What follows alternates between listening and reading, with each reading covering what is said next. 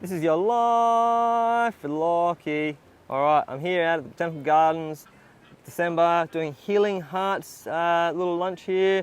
Had a few people out, nice bit of a picnic going on, food, Jessie, a bit of music going on. And I've got beautiful Bonnie here, who's hosting a lot of these kind of events from Red Nose, which has been really grateful to do this kind of stuff and support us over the time since losing Theo.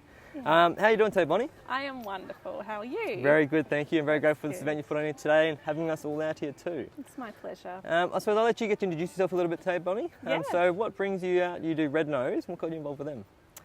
So I do a split role with Red Nose. So working here in South Australia, I support families in hosting events like the one that we had today. Beautiful. So lots of different gatherings during the week and on weekends, like a nice array of gatherings, some wellness gatherings, and just really getting everyone together and helping people connect and make friends and feel less alone.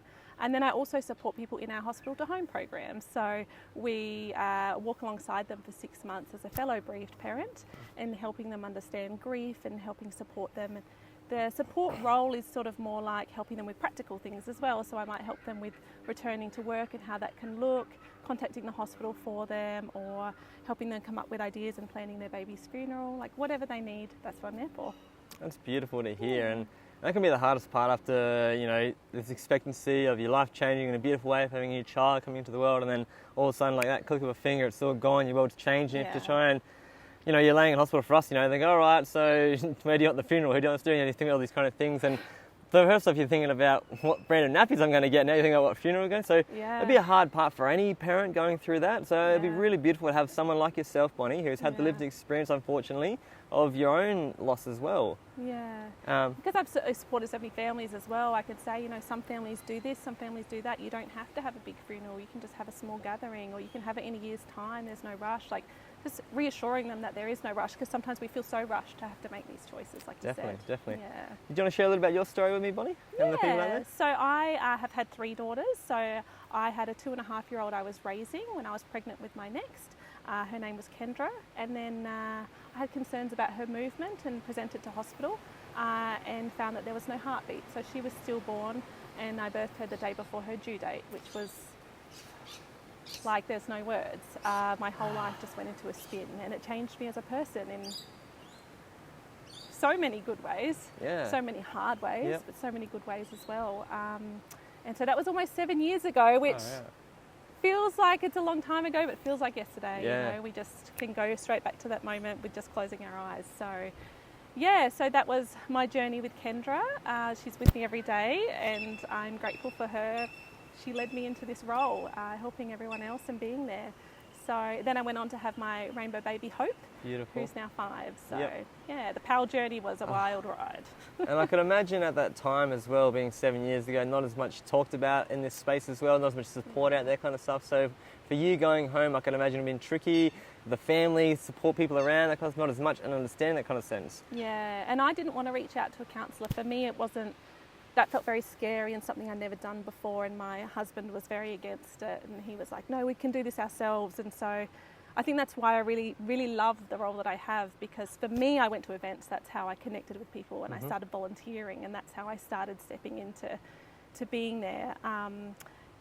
And then also, if the hospital to home program had existed back then, that would have been amazing, because that is something I definitely would have leaned on, just to be able to have that space with a fellow bereaved parent. So definitely start, you know, because when you come home, you have no idea what's next. Kind of thing. Someone to have that person who's walked in the same footsteps as you beforehand, you can ask them questions to, feel reassured that, you know, you're not alone and that you can be help out there to talk to someone. And having that chance to do it even for your partner as well in that kind of sense, because at the same time, like myself, I was like, oh, you know, do we need to talk about stuff like that kind of thing? It's hard to try and talk about these hard things with people, and especially your people you don't know, but over time, having someone like yourself or even the counsellor you build that rapport with, and you can help come up with these different plans and ways to, you know, get to the next stages in life. That's right. And I can imagine that's where yourself now doing the next stages of life here with Red Tree, doing that role, I can imagine be so rewarding for you and so helpful for so many people with your lived experience. Yes, absolutely. It's an honour to work in this field, and I love it, and building the community I have and seeing everyone, like today, everyone was chatting to each other and the vibes were just really relaxed, and it just, it means the world. Yeah, it was really beautiful, and we were fortunate enough to come out. I think last year we did the one over at the beach as well, we kind of did thing Healing as Hearts well. Brunch at the beach, yes. And then seeing 1 or 2 familiar faces from last year as well, and a number of events you put on during the year, seeing those faces come down here too. knowing that we've got other people who understand without having to say a word or explain it kind of thing to them. Yeah. And you've got these beautiful labels on us today, so we've got our names and our boy or our girl's names on it, that kind of stuff for our child. Yeah. And so being able to say that and going, hey, how you doing there, Sky? And then chatting to them about their child with the names there easy enough, and everyone else in the room here made it really easy. And yourself setting them up as like this has made it so easy for us to want to come back and keep coming doing all this kind of stuff too. Yeah.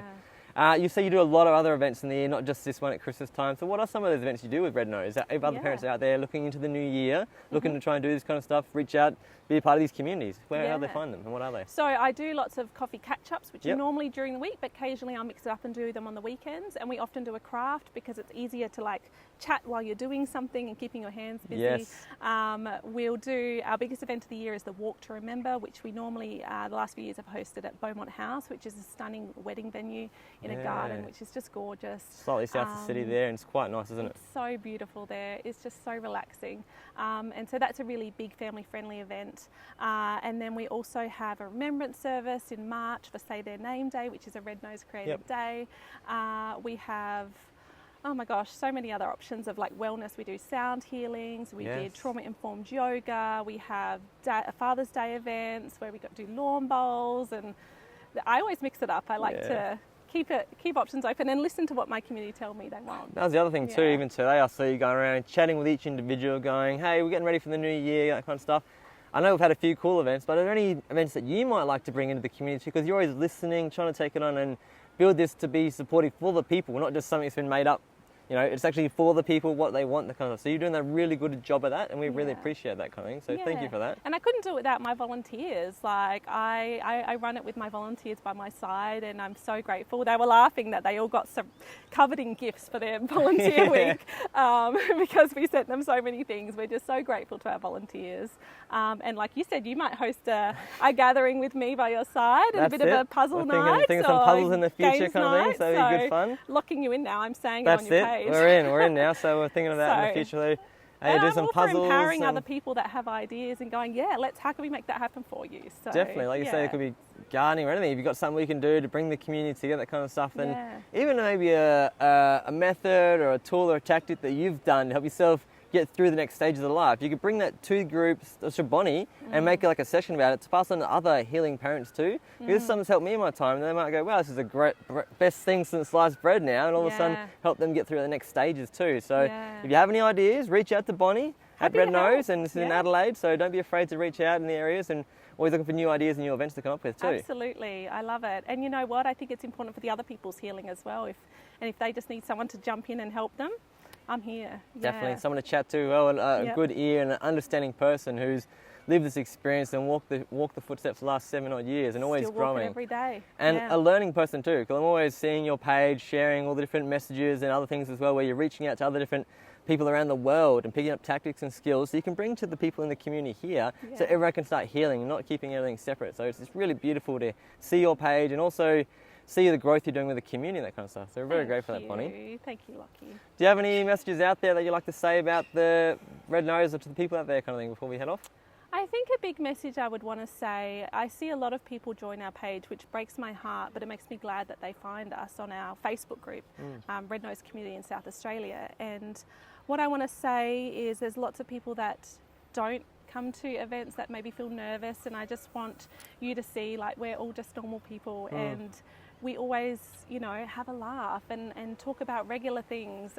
It's not all heavy, and we do have our moments, and we're able to sit with each other in that space, and that's what's most important. But there's so much hope and joy and love as well. That's what I found really helpful too, being able to share sometimes when you often don't share that. But the people around you having the understanding, being able to hold you for that moment, maybe it's a few minutes sometimes, and then you do feel heard, feel seen, that kind of sense too, because they get it. And so that's really been helpful for us in our time of healing over the last 2 years, I suppose, that kind of sense. So that's been quite helpful. And having this space here with beautiful people like yourself and the people that you bring together, it's been quite great to do this kind of thing. And so like you're saying, you can find them on Facebook or Instagram or even the internet of Red Nose South Australia, you're saying? Yeah, Red Nose Community in South Australia is our Facebook group where I post all the updates about everything you can come to and what's happening in the state. Beautiful, that sounds awesome. So we can't wait for the new year. We're looking forward to the few things coming up, and Also, possibly a puzzle one coming up in January or February, eh? Puzzles, board games, maybe, eh? So keep No an eye pressure. out. Keep an eye out on the pages for Red Nose, and maybe even myself might see if I can share a few about this kind of thing. So, thank you so Look much for forward this. to I it. really appreciate this, Bonnie, for what you do in the community, coming out here to this beautiful place, Botanical Gardens today in Adelaide. Who knows where the next one might be? So keep an eye out on the pages and see how they go. All right. Thanks for tuning in. Thank you. See you. Thanks, Lucky.